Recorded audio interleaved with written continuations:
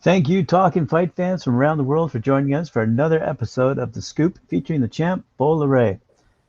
In his continuing exploration of the boxing world, his icons and iconic fights that have happened over the decades. And I'm curious to know what we're going to be talking about tonight. What do we got, champ?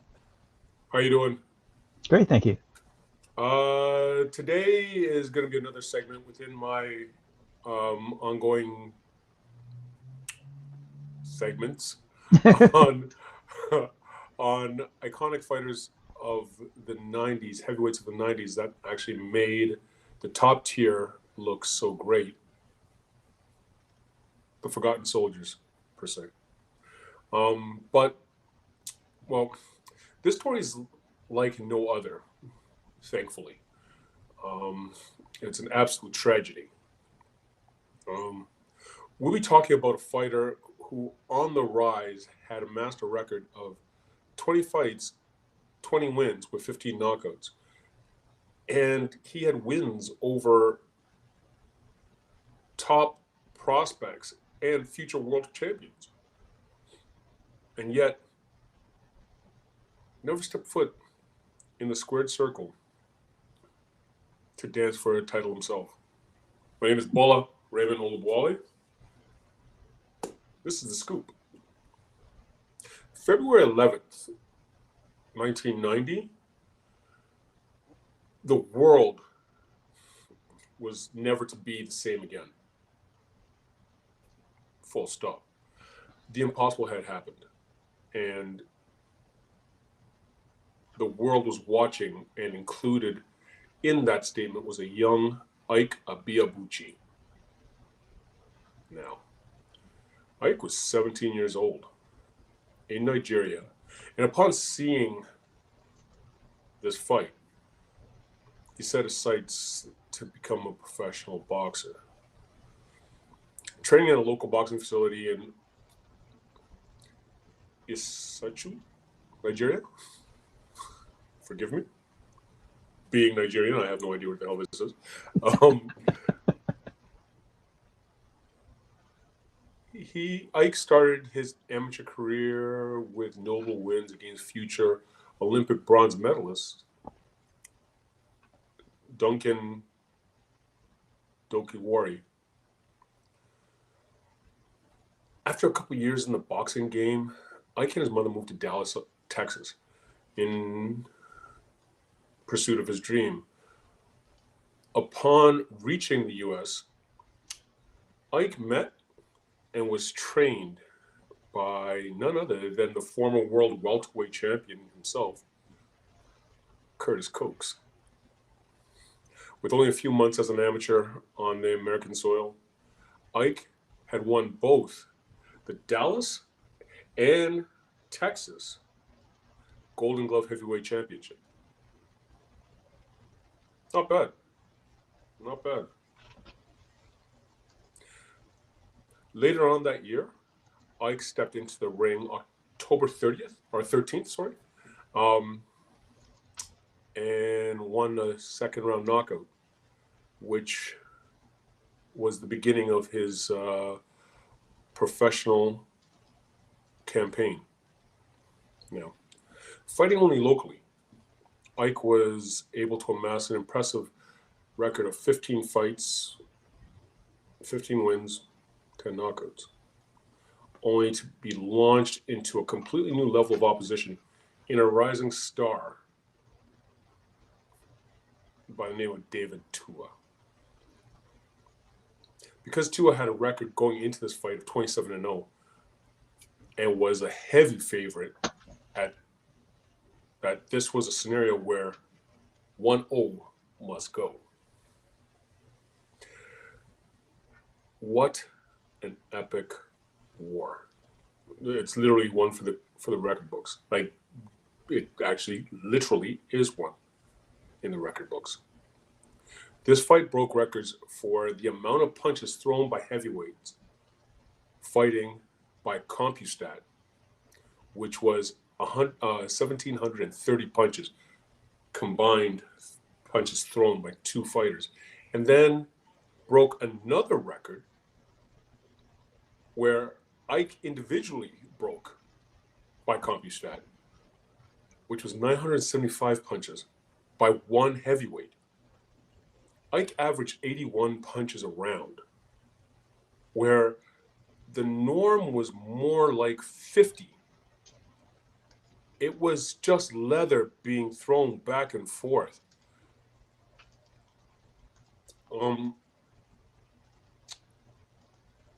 Neither one of these guys understood the concept of taking a step back. They just went full throttle at each other like they owed them something. Ike won the fight unanimous decision, and he was officially on the radar as a top prospect in the heavyweight division worldwide. His world was on a trajectory that most would kill for. So, what could go wrong? Well, in his personal life,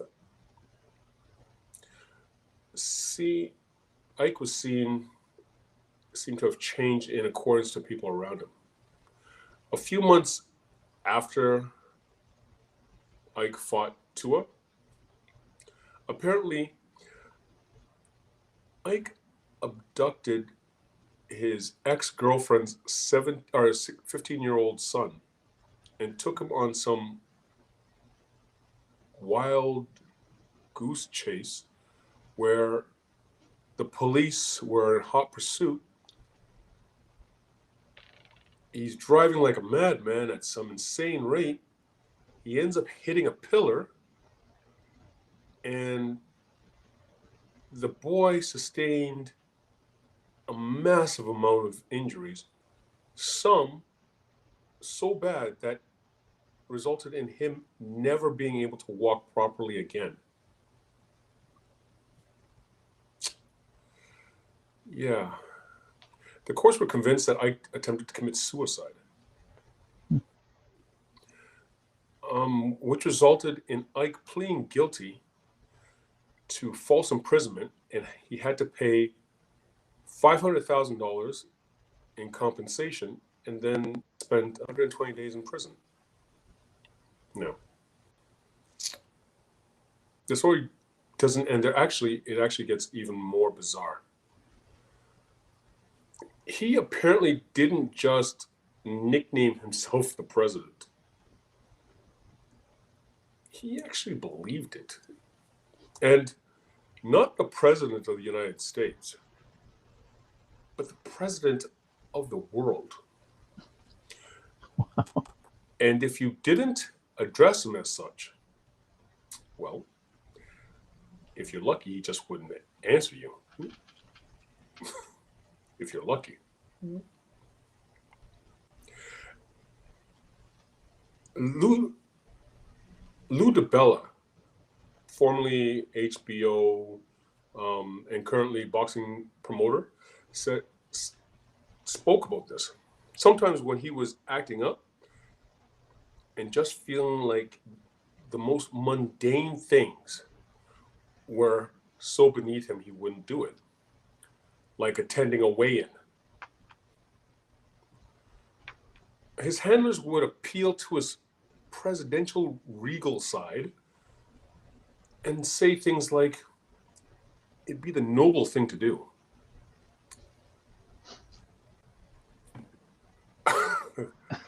Wow. While having dinner at a fine food restaurant in New York City, discussing a 3-deal fight with a 3-fight deal with boxing promoter Cedric Kushner.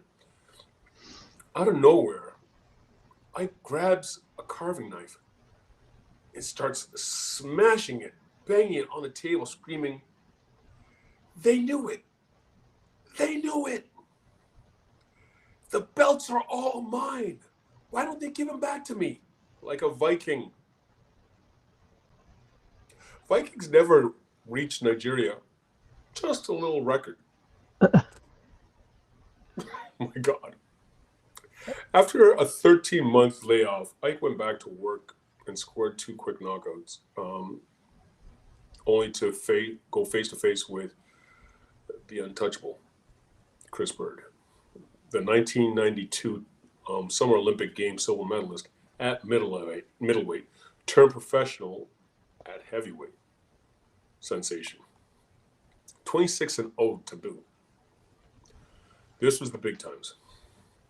Now, going into the fourth round, the fight was scored dead even. One judge had the score 38-38 for both guys. One judge had it 39-37 for Chris. The other judge had it 39-37 for Ike. Goes into the fourth round, or going into the fifth round. Then Chris gets tagged with a monstrous left hook, and for the first time in his professional career, touches canvas. Okay. He makes a count. Ike jumps him again. Boom. Chris touches canvas again. He gets up, makes a count. All is well. Ike jumps him and puts a tremendous beating on him. He is now in the corner just absorbing punishment. And with 2 minutes and 59 seconds done in the fifth round, the ref calls the fight. Fifth round TKO. Ike wins the fight. This solidified him as a top contender in the heavyweight division. There were talks of him versus Lennox Lewis. There was talks of him versus like quite a few people actually. This was also the last time he ever stepped foot in the ring to date as a fighter. He had two fights offered to him with $700,000 and $1 million, of which for unknown reasons he turned down. Now, July of 1999, Ike was staying at the Mirage Hotel and Casino in Las Vegas, where he decided to have an escort come up to his room. And yeah.